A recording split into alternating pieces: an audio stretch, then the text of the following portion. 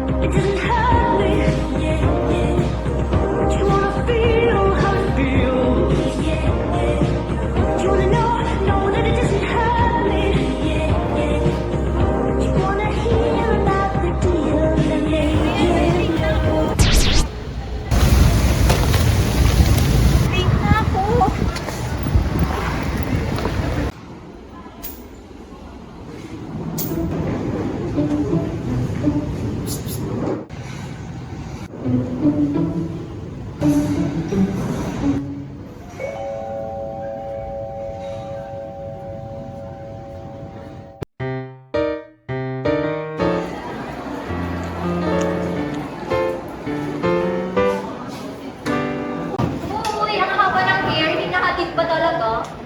Natatakpan ko na nga eh. Hindi talagang lumalove life. Yan ang win. Yung humble naman, hindi porket may taga-sundo ka lang. Say, pwede ba yan? Kentre, eh. Uy, pinagsasabi nyo! Uy, sumama ka ah. Don't worry, pre. Nasabi ko na sa bebe niya. Ay, oh, ikaw nagsabi? Paano? Huwag niyo na alamin. Basta pinayagan ako. Aba, dapat lang. Ethics no pag-controlling. Ay, sandyan na si ma'am!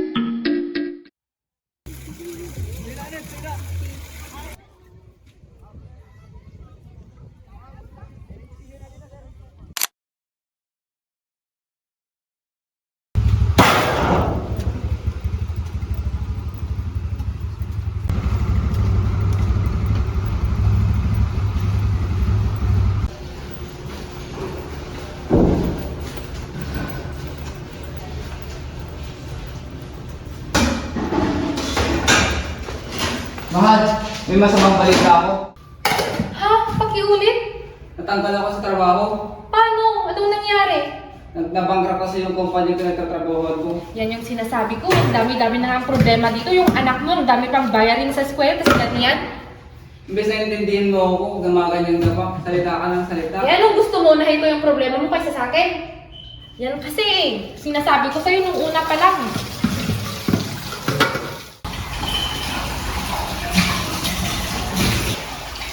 Ma, pa, dito na po ako. Ba't ngayon ka na naman? Ang gabi na. Ang dami po kasi namin ginawa sa school, ma. Nak, anong problema? Ba't ganyan mukha mo? Ma, pa. Ha? Paano sinundan? Eh kasi po may mga lalaki kanina nakatingin sila so pakiramdam ko sinusundan ako. Yan kasi, paano ka hindi masusundan? Ganyan yung suot mo. Mawala naman to sa pananamit ko eh. Alam mo, nung kabataan namin, pag sinabi ng nanay ko na umuwi na ako, nandito na ako ng oras, eh ikaw, ang dami-daming problema dito sa bahay. Alam mo, kasalanan mo to eh. Ganyan yung anak mo, yung uspoy mo kasi. Ba't ako na naman? Ikaw laging nandito, dapat ikaw yung dumidisiplina sa kanila. Alam mo naman may trabaho ako, di ba? Ikaw yung tatay, di ba? Alam mo na, natanggal na ako. Ang dami pang problema. Oo, di ba? Ang daming problema dito tapos umuwi kang ganyan. Nung kabataan ko, alas 6, nandito na ako kasi yung bilid ng nanay ko. Eh ikaw, anong oras ka umuwi? May iba naman noon sa ngayon. Dapat umuwi ka ng maaga kasi walang nagbabantay dito sa kapatid mo. Alam mo may trabaho kami.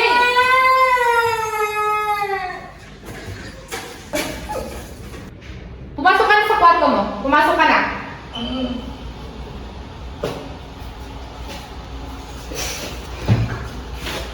Sige na.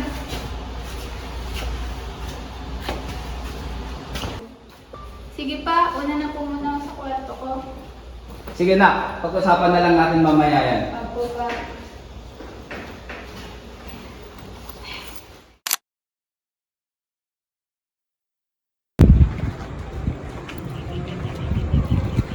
Oh, ba't ka nag-iisa dyan? Anong problema mo? May nangyari ba? Pakiramdam ko kasi nasusundan ako eh. Sabi mo na ba sa parents mo? Yun nga, kinuwento ko nga kahapon yung nangyari. Pero hindi sila naniniwala eh. At saka, mas sinisip pa nila ako.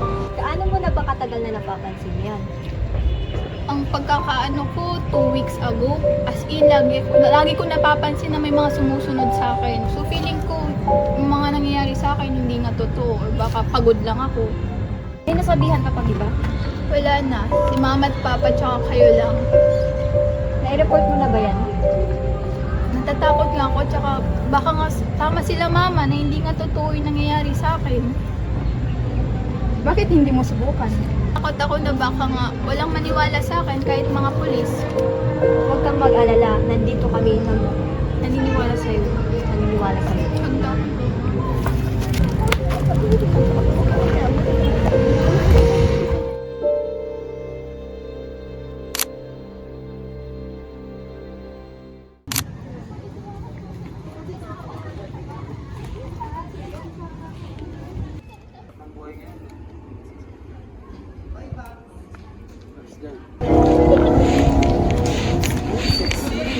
Matanong mo mo?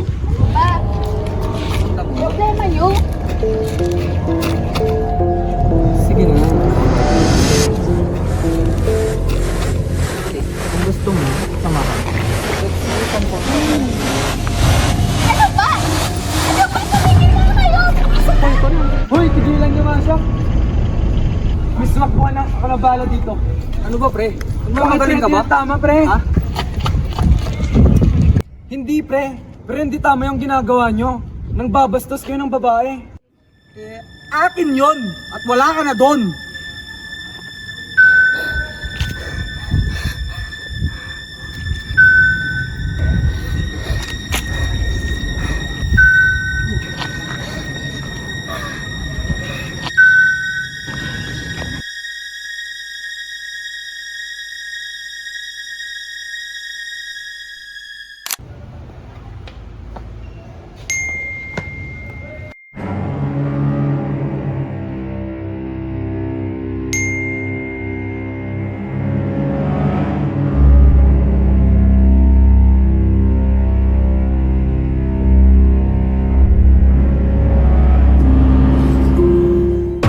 Nangyari sa'yo?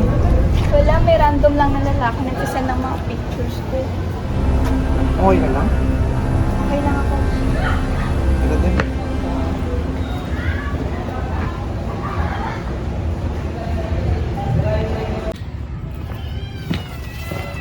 Upo ka muna dyan. Mag-order lang ako ng pagkain natin. Anong gusto mo kainin? Ikaw na bahala. Sige, wait lang.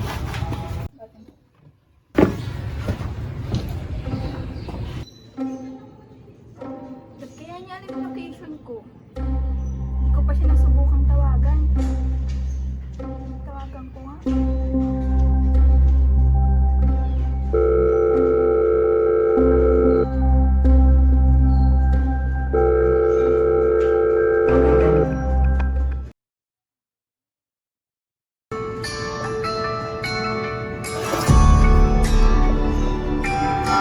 Bakit cellphone mo yung nagre-ring?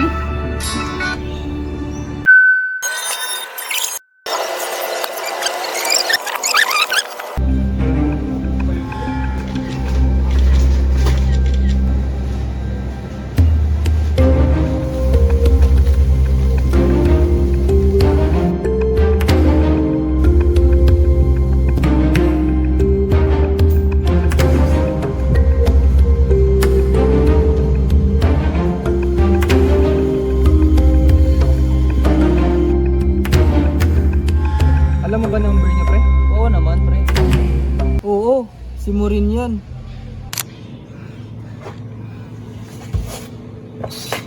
Anong ibig sabihin mo? Takbo lang, Maureen. Sige lang.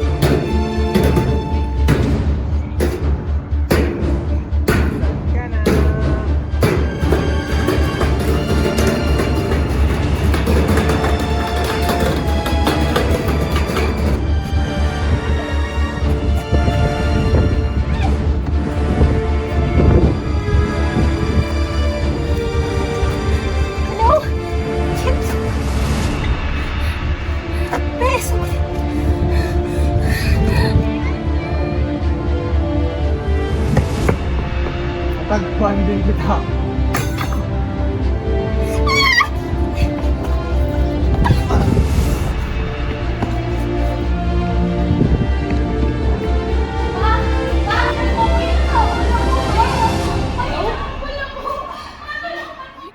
Ay, nandiyan na kayo?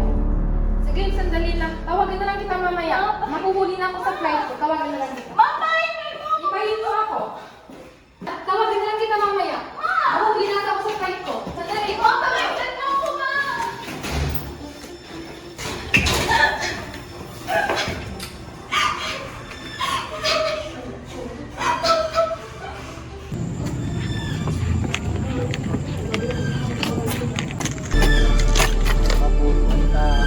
Anong ginagawa mo dito? Wala na.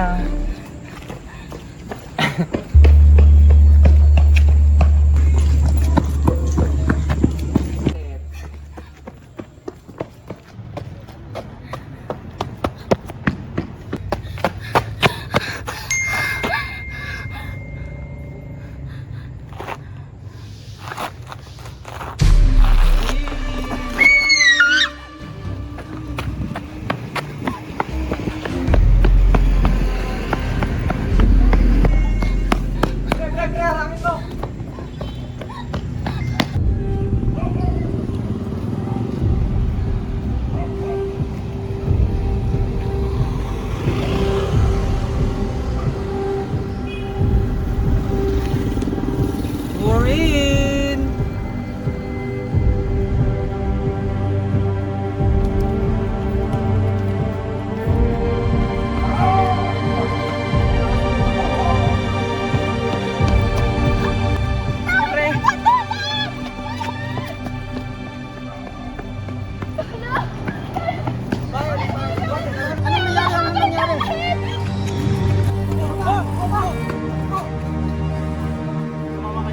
Ano ang ginagawa niyo, ha?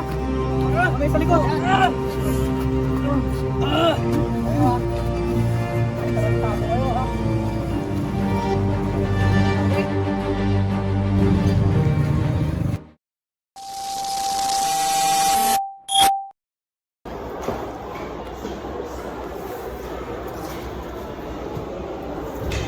This is for the people who experience the same thing, but were silenced by fear. This is my truth, my story, a weapon to demand a safer space.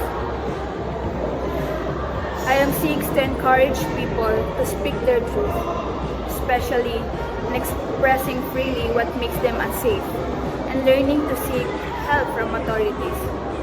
This promotes a sense of bravery, to embrace truth, as this serves as a call for actions for a safer space.